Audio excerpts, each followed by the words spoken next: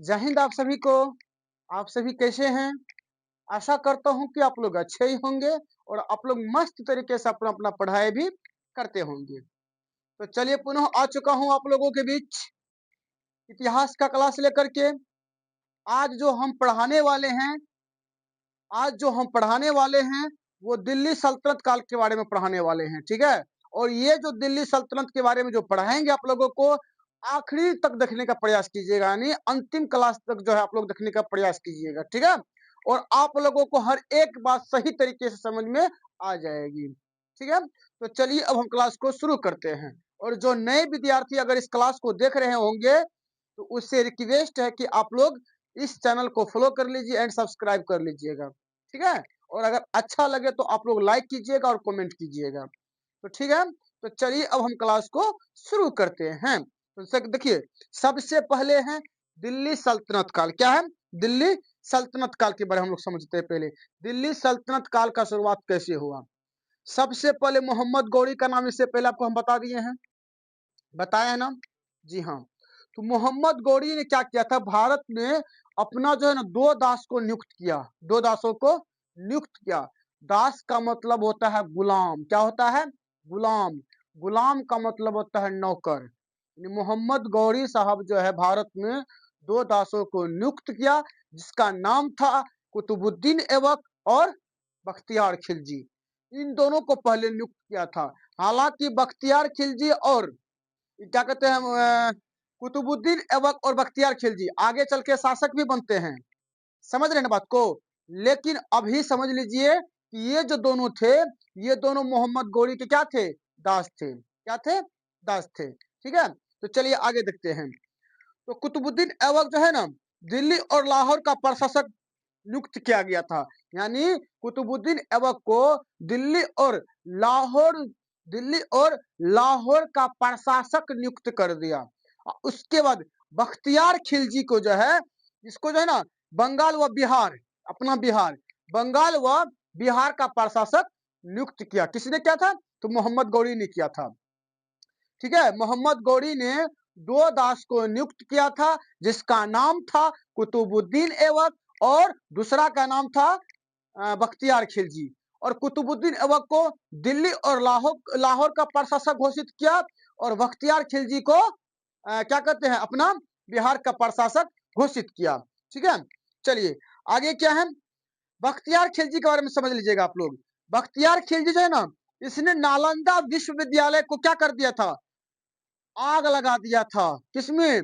नालंदा विश्वविद्यालय में।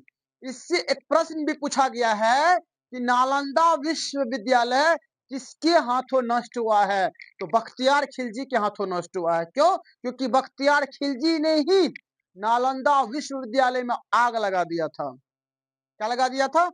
आग लगा दिया था, ठीक है। पूरे के पूरे जला दिया था नालंदा विश्वविद्यालय को, ठीक। चलिए आगे है कुतुबुद्दीन ऐबक गुलाम वंश की स्थापना की। अब देखिए, दिल्ली सल्तनत का जो शुरुआत होता है गुलाम वंश से ही शुरुआत होता है। कुतुबुद्दीन ऐबक ने जो है, इसने सबसे पहले गुलाम वंश का स्थापना किया। यानी गुलाम वंश का संस्थापक कहा जाए तो वो आपको हो जाएंगे कुतुबुद्दीन ऐबक, ठीक है। कुतुबुद्दीन ऐबक ने ही गुलाम वंश का स्थापना किया था 1206 ईस्वी में। 1206 ईस्वी में स्थापना किया था, ठीक है। चलिए तो अब देख लीजिए, दिल्ली सल्तनत काल जो चला ना बाबू, वो 1206 ईस्वी से लेकर के 1526 ईस्वी तक कंटिन्यू चला, समझ गए ना। 1206 ईस्वी से लेकर के 1526 ईस्वी तक दिल्ली सल्तनत काल का समय रहा, ठीक है। इसमें आप देखिए कौन कौन सा वंश आया दिल्ली सल्तनत काल में। सबसे पहले तो गुलाम वंश आ गया। कौन आ गया? गुलाम वंश। गुलाम वंश जो है ये 1206 ईस्वी से लेकर के 1290 ईस्वी तक चला। 1290 ईस्वी तक गुलाम वंश का शासन रहा दिल्ली के ऊपर, ठीक। उसके बाद आया खिलजी का समय, अलाउद्दीन खिलजी। तो अलाउद्दीन खिलजी ने अपने ही नाम से खिलजी वंश का स्थापना कर दिया। और ये जो खिलजी वंश जो चला, ये खिलजी वंश 1290 ईस्वी से लेकर के 1320 ईस्वी तक का शासन रहा इसका, खिलजी वंश का। खिलजी वंश का शासन कब से कब तक रहा? तो 1290 ईस्वी से लेकर के 1320 ईस्वी तक का शासन रहा। उसके बाद है तुगलक वंश। क्या है? तुगलक वंश का स्थापना हुआ। ये जो है 1320 ईस्वी से लेकर के 1414 ईस्वी तक 1414 ईस्वी तक शासन किया। उसके बाद है सैयद वंश। सैयद वंश का समय आया और सैयद वंश का स्थापना किया। तो सैयद ने क्या किया? अपने नाम से सैयद वंश का स्थापना किया और 1414 ईस्वी से लेकर के 1451 ईस्वी तक शासन किया। ठीक। उसके बाद लोदी वंश, इब्राहिम लोदी का समय आता है। आखिरी संस्थापक लोदी वंश। और लोदी वंश जो का जो शासन रहा वो 1451 ईस्वी से लेकर के 1526 ईस्वी तक का शासन रहा लोदी वंश का। लोदी वंश का शासन कब से कब तक रहा? 1451 से लेकर के 1526 ईस्वी तक। गुड। चलिए, यहां तक समझ में आ गया। आगे देख लीजिए। आगे है गुलाम वंश, या इसी को बोलते हैं इलबड़ी वंश। क्या कहते हैं? इलबड़ी वंश। ये जो है, देखिए, इलबड़ी वंश, गुलाम वंश दोनों एक ही बात है। और ये जो चला 1200 से लेकर 1290 तक चला। ठीक है, 1290 ईस्वी तक। आगे क्या है? आगे है कुतुबुद्दीन ऐबक। क्या है? कुतुबुद्दीन ऐबक। 1206 ईस्वी में मोहम्मद गौरी की मृत्यु के बाद इसने स्वयं को शासक घोषित किया। यानी 1206 ईस्वी में जब मोहम्मद गौरी का मृत्यु होता है, मृत्यु होने के बाद जो है कुतुबुद्दीन ऐबक कहता है कि यहाँ का राजा हम बनेंगे। पहले से भी उसे प्रशासक के रूप में घोषित क्या हुआ था, नियुक्त क्या हुआ था। उसके बाद जब मोहम्मद गौरी का जब मृत्यु होता है तो उसके बाद वहां का जो शासक बनता है, वहां का जो राजा बनता है, कौन बनता है? कुतुबुद्दीन ऐबक बनता है, जिसने खुद गुलाम वंश का स्थापना किया। गुलाम वंश का स्थापना किसने किया? तो कुतुबुद्दीन ऐबक ने किया। और कुतुबुद्दीन ऐबक ही गुलाम वंश का प्रथम शासक बनते हैं। 1206 ईस्वी में बनते हैं। ठीक है। और ये 1206 से लेकर के 1210 ईस्वी तक, यानी 4 साल तक जो है ना ये शासन करते हैं। शासक के रूप में बना रहता है, यानी 4 साल तक शासन करता है। ठीक है। देखिए, उसके बाद है इसने सुल्तान की उपाधि धारण नहीं की। और ये जो है ना मोहम्मद कुतुबुद्दीन ऐबक, कुतुबुद्दीन ऐबक जो है ना सुल्तान के उपाधि नहीं लिया। बोला कि नहीं, हमको सुल्तान की उपाधि नहीं चाहिए। बोला क्यों नहीं चाहिए आपको सुल्तान की उपाधि? हम आपको दे रहे हैं, आपको उपाधि लेना पड़ेगा। बोला हम सुल्तान को उपाधि नहीं लेंगे। हमसे बड़ा कौन था? मोहम्मद गौरी था। मोहम्मद गुरु हम लोगों के गुरु थे, इसलिए जो है मोहम्मद गौरी का जो है हम उसके बराबरी में है, हम नहीं आना चाहते हैं और हम सुल्तान की उपाधि धारण नहीं करेंगे, सुल्तान की उपाधि का धारण नहीं करेंगे। इसने डायरेक्ट मना कर दिया वहां पे। ठीक है। चलिए, तो सुल्तान, अगर इस प्रश्न में आ सकता है कि सुल्तान की उपाधि का धारण किसने नहीं किया था, तो कुतुबुद्दीन ऐबक ने नहीं किया था। और इसका शासन कब से कब तक रहा? तो 1206 से लेकर के 1210 ईस्वी तक रहा। ठीक, समझ में आ गया। चलिए अब आगे देखिए।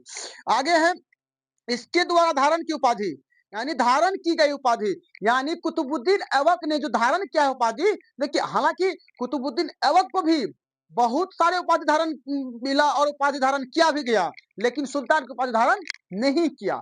ठीक है। और इसे जो उपाधि मिला है, इसे मलिक व सिपह सालर का भी उपाधि मिला है। उसके बाद कुरान खां का भी उपाधि मिला है, कुरान खां का भी उपाधि मिला है। उसके बाद लाख बख्श का भी उपाधि मिला है, पील बख्श का भी उपाधि मिला है, हातिम द्वितीय का भी उपाधि मिला है। किसे? कुतुबुद्दीन ऐबक साहब को मिला है।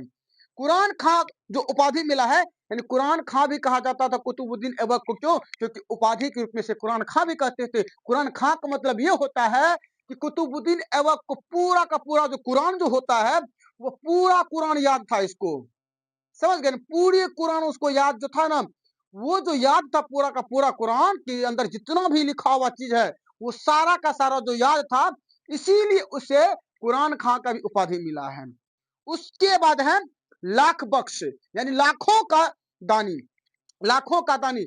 और कुतुबुद्दीन ऐबक बहुत ही दयालु इंसान थे। समझ गए ना? ये दान बहुत ही लाखों का लाख दान कर देते थे। ये दान करने में कभी भी पीछे नहीं हटते थे, कभी भी पीछे नहीं हटते थे कुतुबुद्दीन ऐबक। दान दिल खोल के करते थे, लाखों का लाखों दान दे देते थे। इसलिए जो है इसे क्या कहा गया है, इसे लाख बख्श कहा गया है। आगे पील बख्श, हाथियों का भी दान कर देता था, यानी हाथी भी दान में किसी किसी को दे देता था। बताइए कितने बड़े राजा थे वो, समझ गए ना।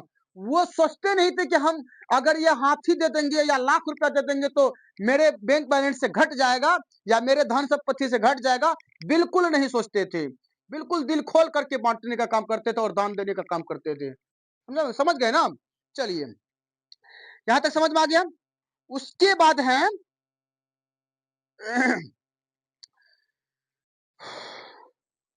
कुतुबुद्दीन ऐबक द्वारा किए गए निर्माण कार्य, यानी कुतुबुद्दीन ऐबक ने क्या क्या जो है काम किया और कौन कौन सा स्थल का निर्माण किया है और कौन कौन सा बिल्डिंग बनाने का काम किया है, ये अब हम लोग समझ लेते हैं। सबसे पहले आपको कुतुब मीनार, कुतुब मीनार का नाम सुने हैं ना। कुतुब मीनार, कुतुब मीनार कहाँ है, दिल्ली में है ना जी। हाँ, तो कुतुब मीनार का भी जो है स्थापना निर्माण किसने करवाया है, तो कुतुबुद्दीन ऐबक ने ही करवाया है। पूरा का पूरा जो है ना कुतुब मीनार इसी के शासनकाल में नहीं बना है, ये मर जाता है, मरने के बाद फिर दोबारा जो है कोई और शासक बनाते हैं। पहले आप समझ लीजिए कि कुतुब मीनार का निर्माण प्रारंभ जो है इसी ने करवाया था। अगर कह दे कि कुतुब मीनार का प्रारंभ किस शासक ने करवाया था, तो कुतुबुद्दीन ऐबक ने करवाया था, ठीक है।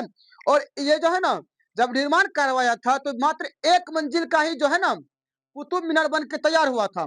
उसके बाद जो इसका मृत्यु हो जाता है, इसका मृत्यु हो जाता है और कुतुब मीनार जो है 10 का 10 पर जो वैसे ही पड़ा रह जाता है। उसके बाद अगला जब शासक आते हैं तो वो उसको फिर काम क्या करते हैं, शुरू करते हैं, ठीक है। और जो है उसको क्या करते हैं, फिर बनाने का काम करता है, ठीक है।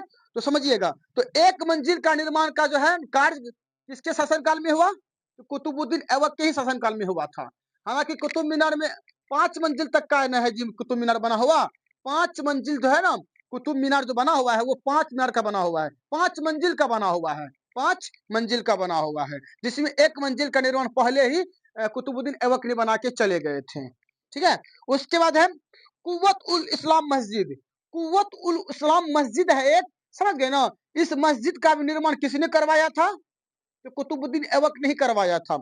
उसके बाद है 2.5 या 2.5 दिन का झोपड़ा, 2.5 दिन का झोपड़ा जो कि कहाँ पड़ता है, अजमेर में पड़ता है। 2.5 दिन का झोपड़ा भी जो निर्माण करवाया था इसी ने करवाया था।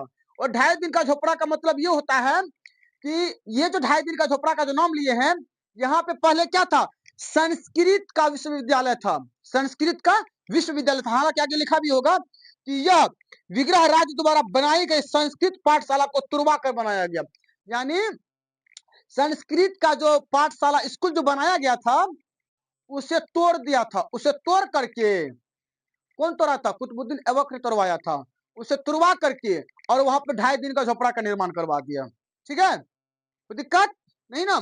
चलिए आगे है, हालांकि ये जो संस्कृत पाठशाला जो है किसने बनवाया था, तो विग्रह राज ने बनवाया था और इसको तुड़वा करके कुतुबुद्दीन ऐबक ने 2.5 दिन का झोपड़ा बना दिया, ठीक। उसके बाद है कुतुबुद्दीन ऐबक का दरबारी कवि या विद्वान कौन कौन थे, कुतुबुद्दीन ऐबक का दरबारी कवि या विद्वान कौन कौन थे, समझिएगा बढ़िया से। तो इसमें क्या है, सबसे पहले हसन निजामी, क्या है, हसन निजामी, यानी कहने का मतलब ये है कि कुतुबुद्दीन ऐबक का जो दरबारी जो कवि थे ना, कवि कवि कवि जो थे जिसका नाम था हसन निजामी, क्या नाम था, हसन निजामी। आगे है, और इसका जो ग्रंथ है ना वो ताजुल है, क्या है, ग्रंथ ताजुल मासीर है। इसका जो ग्रंथ जो है, बुक जो है वो कौन सा है, तो ताजुल मासीर है। उसका तो कुतुबुद्दीन ऐबक की मृत्यु 1210 ईस्वी में खत्म हो जाता है, ठीक है। तो कुतुबुद्दीन ऐबक की मृत्यु 1210 ईस्वी में चौगान पोलो खेलते समय घोड़े से गिरकर इसका मृत्यु हो जाता है। यानी इसका जो मृत्यु होता है कुतुबुद्दीन ऐबक का, इसको कोई मारता नहीं है, ये जो है ना खेलने के लिए जाते हैं घोड़े पर सवार होकर के, जो है ना एक जो है खेल होता है जिसका नाम होता है चौगान पोलो, चौगान या पोलो, चौगान या पोलो खेल होता है और उस घोड़ा पे चढ़ के उसको खेला जाता है। इसी प्रकार जो घोड़ा पे चढ़े हुए थे और जो है घोड़ा जो स्पीड में जो दौड़ रहा था उस पे से गिर गए, गिरने के बाद जो उसका वहीं पे दम तोड़ दिया, वहीं पे उसका मृत्यु हो गया, वहीं पे उसका मृत्यु हो गया, ठीक है, वहीं पे उसका मृत्यु हो गया। उसके बाद जो है आराम शाह का समय आता है, किसका, आराम शाह का। और ये जो है कुतुबुद्दीन ऐबक का बेटा था, पुत्र था, और इसका ज्यादा जो है ना इसका ज्यादा दिन तक इसका शासन नहीं चला, इसका मात्र 21 साल का शासन रहा, यानी 1210 से लेकर के 11 तक इसका शासन रहा। और अयोग्य शासक थे, और ये जो है ना, ये अयोग्य शासक भी थे, समझ गए ना। और ये जो है आराम शाह, ये कौन थे? कुतुबुद्दीन ऐबक का बेटा था। ठीक है, आगे इल्तुतमिश ने आराम शाह को 1211 में जूद या जूर के युद्ध में हरा दिया, वह और स्वयं शासक बन गया। उसके बाद इल्तुतमिश ने युद्ध लड़ता है आराम शाह से, और आराम शाह कर को हरा करके बोलता है तुम भागो यहाँ से, यहाँ का राजा हम बनेंगे। उसको हराता है, और हरा करके इल्तुतमिश स्वयं वहां का राजा बन जाते हैं। क्या बन जाते हैं? राजा बन जाते हैं, यानी शासक बन जाते हैं। उसके बाद देख लीजिए आप, उसके इल्तुतमिश जो है वो 1211 ईस्वी से लेकर के 1236 ईस्वी तक शासन करता है। 1211 से लेकर के 1236 ईस्वी तक शासन करता है। और यह ऐबक का गुलाम या दास था, यानी कुतुबुद्दीन ऐबक का ही नौकर थे। कौन? इल्तुतमिश। इसीलिए इसे दासों का दास, गुलामों का गुलाम कहा जाता है। अच्छा, दासों का दास, गुलामों का गुलाम क्यों कहा जाता है? क्योंकि कुतुबुद्दीन ऐबक खुद मोहम्मद गोरी के नौकर थे, और कुतुबुद्दीन ऐबक के नौकर इल्तुतमिश थे। इसलिए दासों का दास हुआ कि नहीं हुआ? हुआ ना? हुआ कि नहीं हुआ? मोहम्मद गोरी का नौकर कौन? कुतुबुद्दीन ऐबक। और कुतुबुद्दीन का नौकर कौन? इल्तुतमिश। तो दासों का दास हुआ कि नहीं हुआ? नौकरों का नौकर हुआ कि नहीं हुआ? हुआ ना? बिल्कुल। इसीलिए इसे दासों का दास या गुलामों का गुलाम कहा जाता है। किसे? इल्तुतमिश को कहा जाता है। ठीक, इसे हालांकि हम यहाँ पे लिख भी दिए हैं कि इसे गुलामों का गुलाम या दासों का दास कहा जाता है। ठीक, आगे देखिए, आगे है अच्छा, एक चीज बात बताना हम भूल गए थे कि कुतुबुद्दीन ऐबक जो है ना, ये जो अपना जो राजधानी जो घोषित किया था, वो कहाँ किया था? लाहौर को अपना राजधानी माना था, और लाहौर को राजधानी बनाया था। ठीक है, आप लोग कंफ्यूज कर जाते, इसीलिए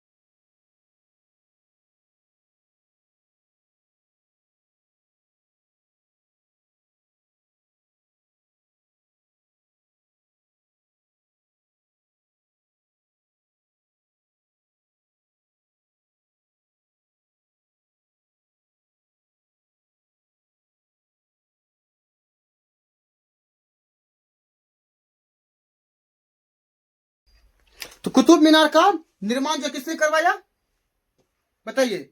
तो कुतुब मीनार का निर्माण जो है पूरा करवाने का काम कौन किया? इल्तुतमिश ने ही कहा।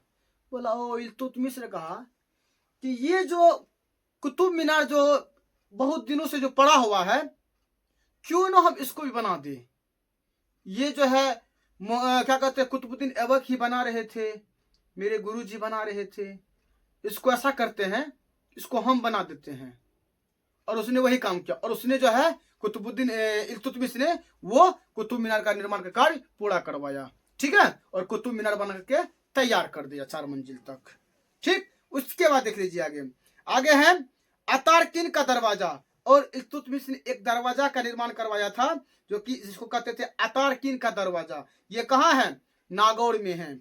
ठीक है, और आगे देखिए, इल्तुतमिश ने टकसाल बनवाई, अपने नाम से सिक्का चलाए, वह खुतबा पढ़ाया, वह खुतबा पढ़ाया।